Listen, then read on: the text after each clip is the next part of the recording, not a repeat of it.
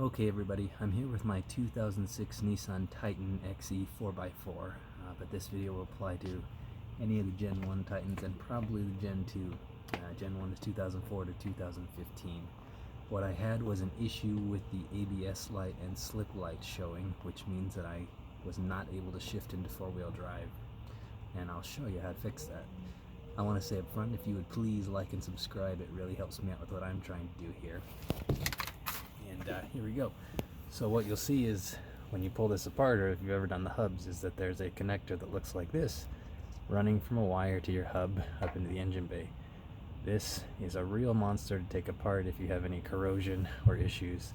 And you can see when I did my hubs that there was a lot of issues with taking that apart. I really mangled it, and because of that, water was getting in the connector and I was throwing that ABS and slip light and unable to shift into four-wheel drive. So one fix, if you're in a pinch, turn the truck off, put the truck in four-wheel drive, turn it back on, and the truck should start up and at least get you out of the situation you're in. You will, however, have to turn it back off to get it out of four-wheel drive.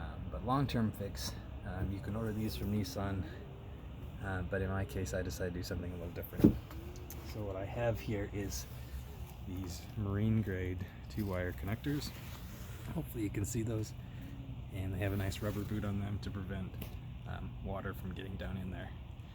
I cut the old wires, soldered and spliced in the new connector, and made sure to use marine grade heat shrink with the glue in it because you don't want water getting back down in those connectors. At that point I started the truck up. Don't have a slip light, don't have an ABS light, and problem solved.